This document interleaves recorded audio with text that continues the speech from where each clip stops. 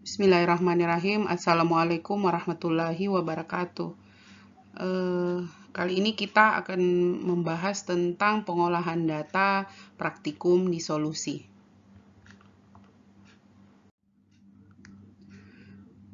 Nah, untuk praktikum di solusi ini dilakukan untuk dua metode, yaitu pertama pengaruh kecepatan pengadukan terhadap kecepatan disolusi dan pengaruh suhu terhadap kecepatan disolusi. Nah, pengolahan data nanti hasil praktikum disolusi ini ada 4 tahapan, yaitu pertama, bagaimana menentukan kadar parasetamol, yang kedua, bagaimana menentukan faktor koreksi, yang ketiga, menentukan persen terdisolusi, dan yang keempat, membuat kurva antara waktu dan persen terdisolusi. Pengolahan data yang pertama adalah menentukan kadar parasetamol, yaitu dimulai dengan menentukan persamaan regresi atau kurva baku. Nah, untuk menentukan kadar parasetamol ini kita menggunakan instrumen spektrofotometri UV-Vis dan dengan membuat baku dari larutan baku dari parasetamol, yaitu pada berbagai konsentrasi. Nah, contohnya pada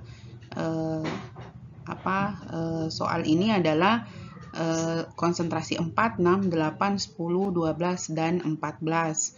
Kemudian diukur kadarnya, diukur absorbansinya, diperoleh hasil sebagai berikut.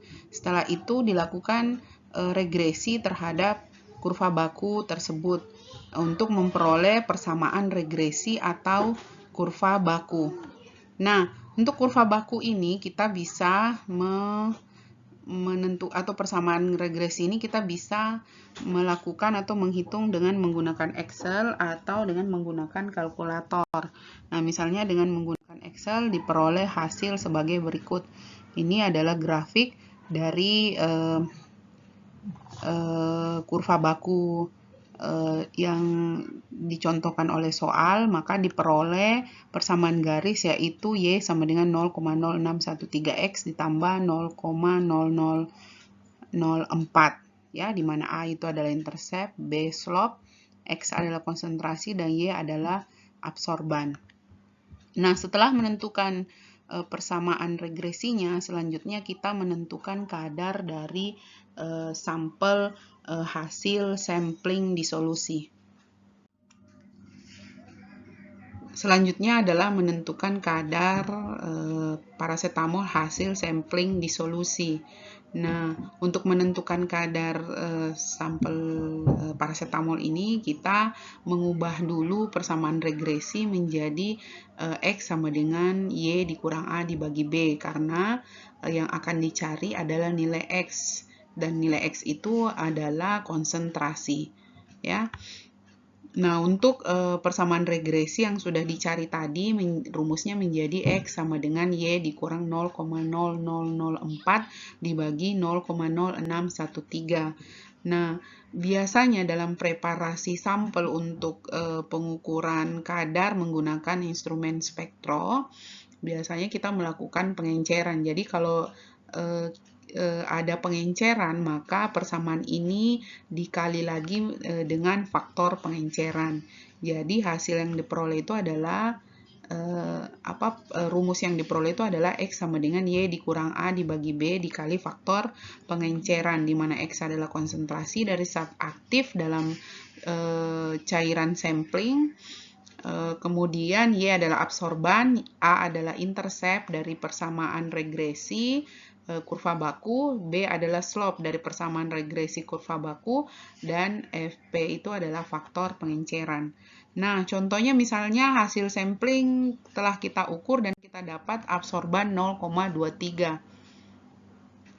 Nah, dan pada preparasi tidak dilakukan pengenceran, maka konsentrasi dari hasil sampling tersebut adalah Y-nya kita ganti dengan 0,23, jadinya menjadi 0,23 dikurang 0,004 dibagi 0,0613 diperoleh hasil 3,745 ppm, karena satuan dari kurva baku adalah ppm, dan kemudian ppm ini sama dengan mikrogram per mililiter. Jadi hasil yang kita peroleh adalah 3,745 mikrogram per mililiter.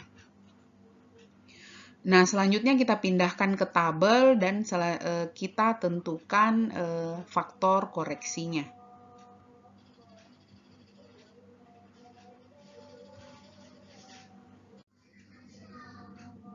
Nah, untuk menentukan faktor koreksi, tadi kita sudah dapat beberapa data ya, misalnya data di sini yang disajikan ada 3 waktu, yaitu pada sampling di menit ke-15, 30, dan 45 diperoleh absorban 0,23, 0,48, dan 0,64 secara berurutan. Kemudian faktor pengenceran tidak ada, volume disolusi adalah 900, sehingga di kolom ini hanya volume disolusi saja karena faktor pengencerannya ya sama dengan 1. Nah, kemudian tadi kita telah menentukan konsentrasi dari sampel, telah diberi contoh untuk menit yang ke-15 di mana kita peroleh 3,745 mikrogram per mililiter. Nah, misalnya yang 3045 ini kita hitung dan kita dapat juga konsentrasinya itu 7,82 untuk menit ke-30 dan 10,43 untuk menit ke-45. Kemudian kita menentukan jumlah obat.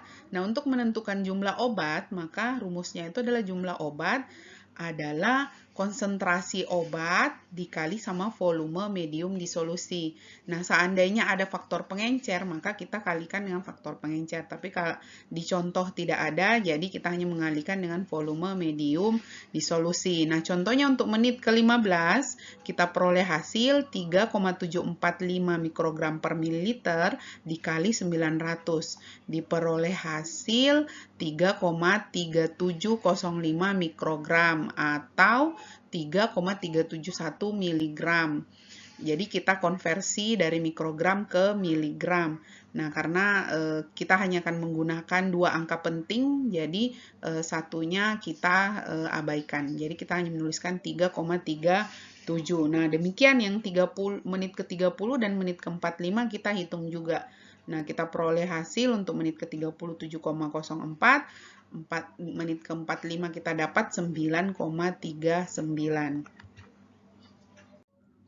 Selanjutnya kita menentukan faktor koreksi. Nah, untuk faktor koreksi ini rumusnya adalah volume sampling dibagi volume media disolusi dikali jumlah obat sebelum, jadi menit yang sebelumnya ditambah faktor koreksi sebelumnya. Ya, faktor koreksi sebelumnya. Nah, kita ambil contoh misalnya karena menit ke-15 tidak ada sampling sebelumnya sehingga faktor koreksinya itu sama dengan 0. Jadi kita ambil contoh yang menit ke-30. Di mana menit ke-30 ini ada sampling sebelumnya yaitu di menit ke-15.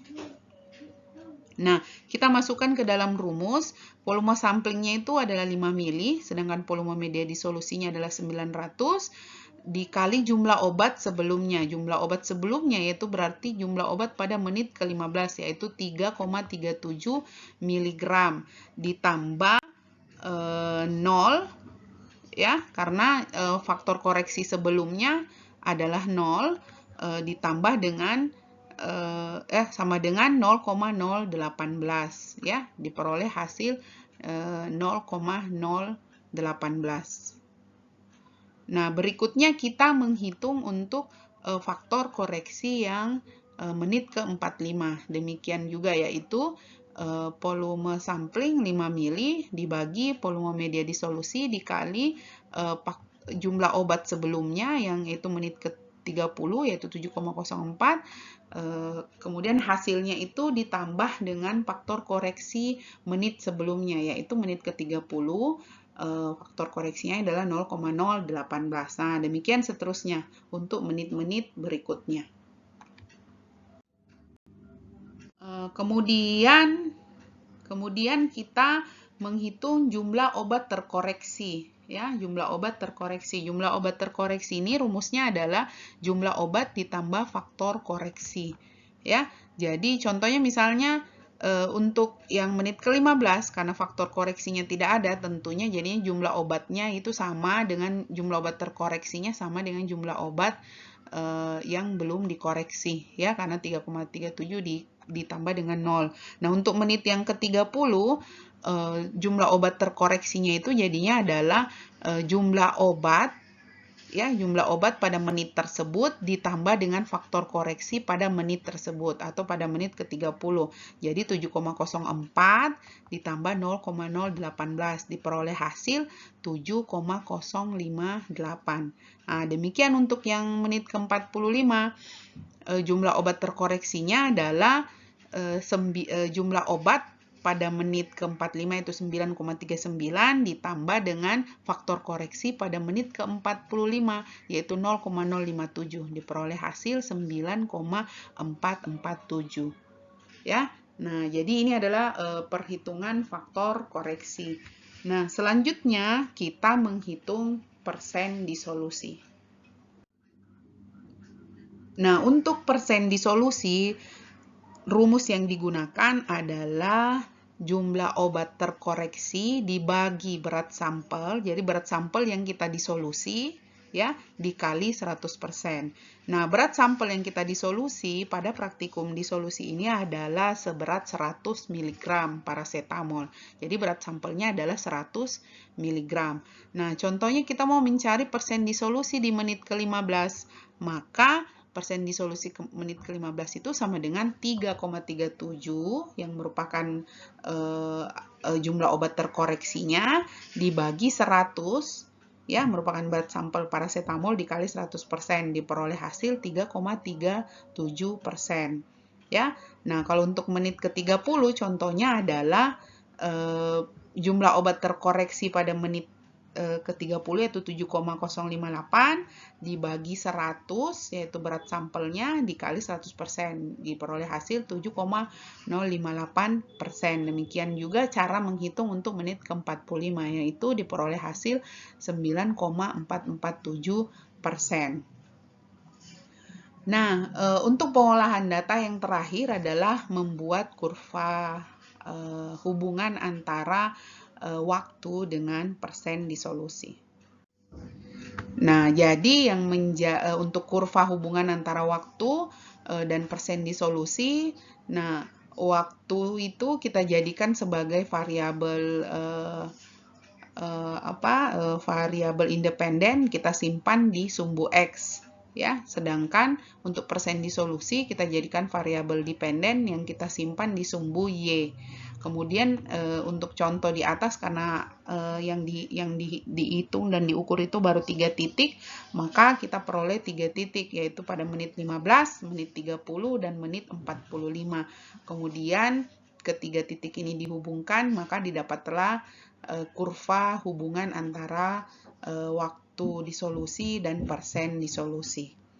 Nah, saya kira itu untuk penjelasan pengolahan data disolusi. Mudah-mudahan dipahami. Terima kasih. Wabillahi taufiq wal hidayah. Assalamualaikum warahmatullahi wabarakatuh.